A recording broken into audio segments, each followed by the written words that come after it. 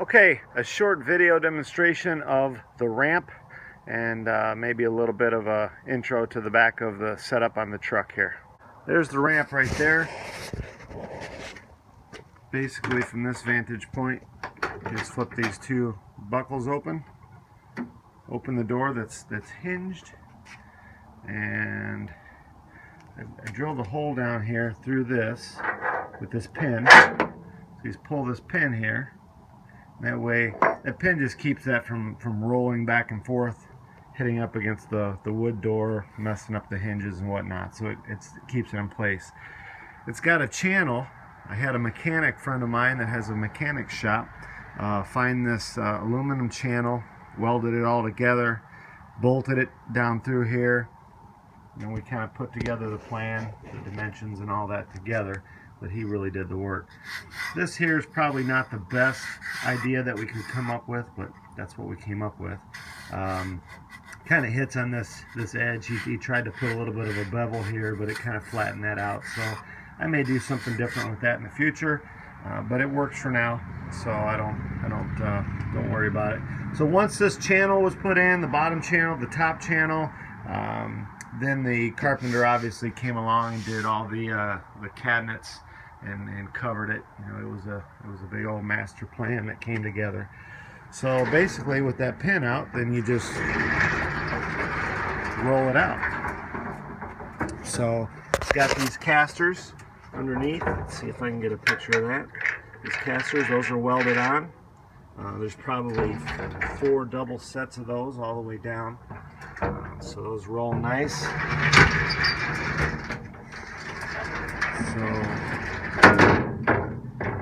So that's pretty much it. Going to put the pin back in, shut the door, ready to drive away. Nobody messes with my ramp.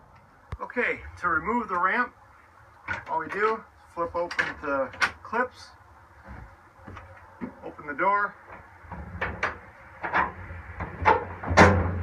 pull the pin, and roll it out.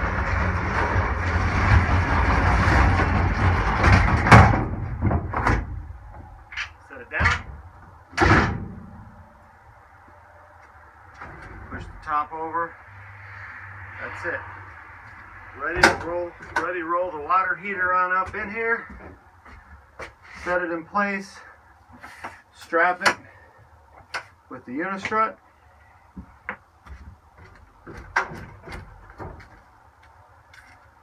When I go to put it away, it's kind of a reverse. Set the lip there. Stand it up.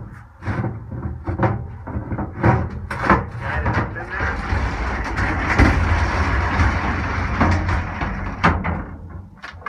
Place the pin to secure it.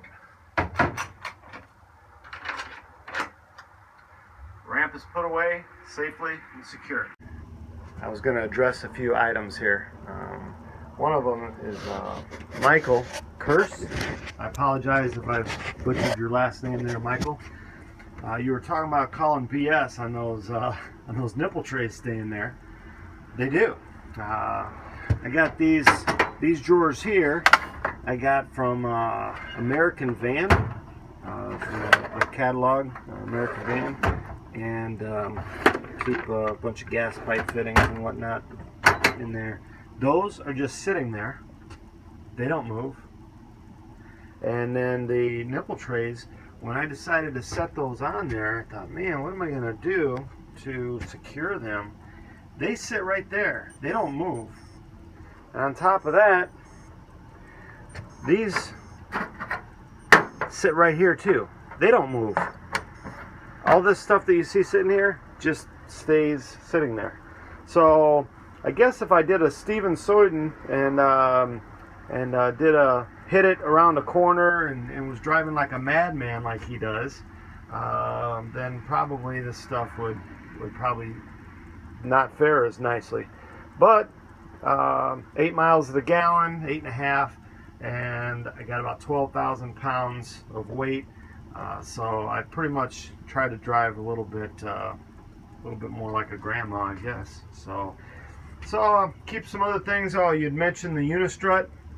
So I put unistrut from the back to the front on all these. The bottom one goes back to the front of those metal cabinets.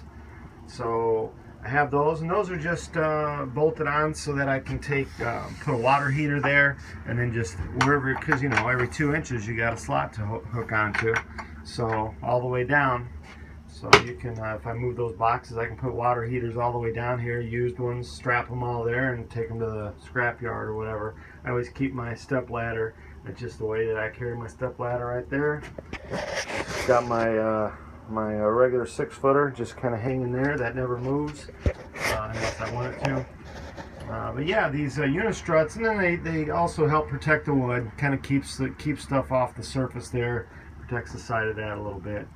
So this here never came up with a better way, so I just kind of made a block of shims, put some tape on it, and that way it doesn't move. Kind of a dumb way of doing it, but you know what, I had other things to do and I never really could find the perfect solution. So these here, this drawer just slides all the way out, and then you can take your, here, I'll do this one. This one's you guys will like this. It's my shark bites. So yeah, sure, I just lost a whole lot of fans right there. Not that I had any to begin with, but those are for emergency purposes. But have all those labeled except for one. And then of course this one here comes out as well.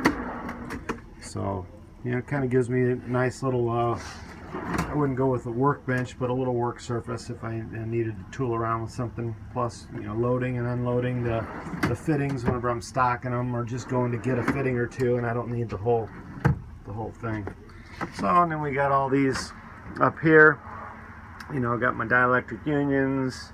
You know, my plaster nipples up in there. I know where everything is, so I didn't label it. I thought, you know, I could move things around better that way. Plus, it doesn't look as gaudy.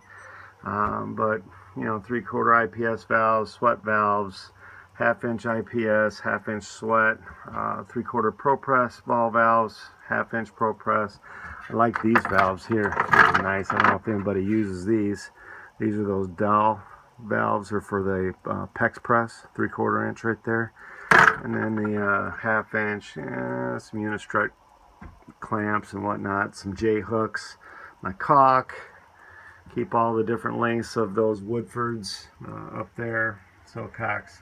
So over here I got my bottom 2 racks, or cubbies, are 2-inch PVC, and the top 2 are 1.5-inch PVC. I have a really nice selection there. I know right where everything is at. Over here got all the Fernco's and no hubs, nicely organized.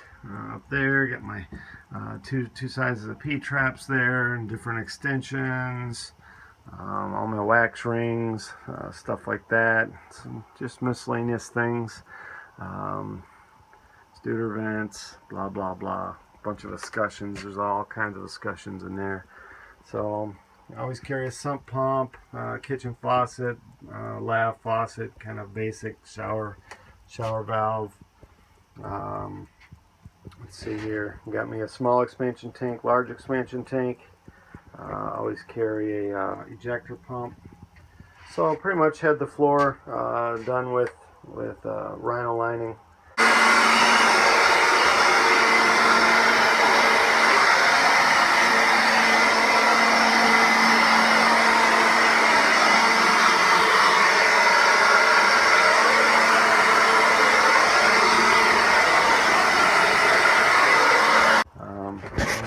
Here, these come up and stay up like that. This one here comes up, stays up like that, and that way you got all the extra cut off pieces of the pipe. I need just a little piece of 1/2-inch copper. I'll come up here and I'll find it. It'll stay down with magnets as well. So I got the very bright LEDs.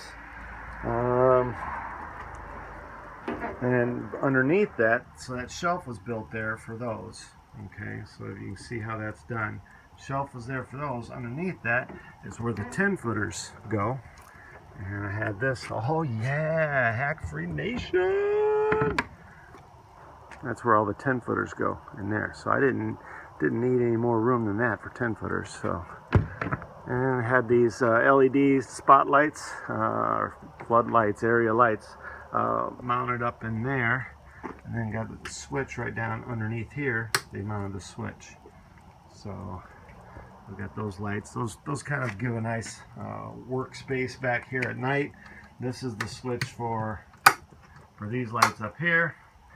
So, and then those floodlights on the back are also switched up on the dashboard. So for backing out of dark driveways at night, those work really well. Of course, the microwave, the power inverter, and this is the glass mat battery for that. So that all kind of runs pretty nicely. A few issues, but for the most part, that's it, man. That's all you're getting right now. So I like it. Probably could be done better. I'm sure other guys have nicer stuff. Wouldn't mind seeing that. But you know, of course there, like Stephen pointed out, the first cabinet, the first cubby right there was designated by the cabinet maker that made all this.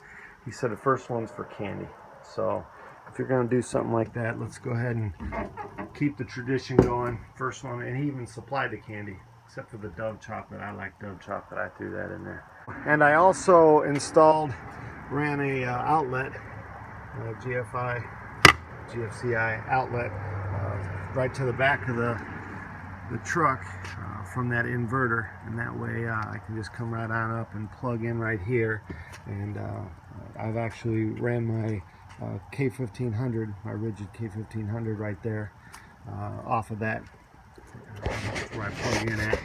And then it's kind of messy in here. This is kind of one of my Milwaukee compartments, but you'll see that's where I have my rapid charger that does 3 18s and 3 12s.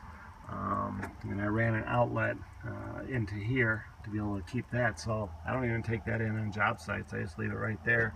And down here, that whole Milwaukee bag is full of fully charged batteries. So anytime I need to, I just throw them on a charger and grab a fresh battery, and I'm off. I'm off to the races. Hope you enjoyed the video.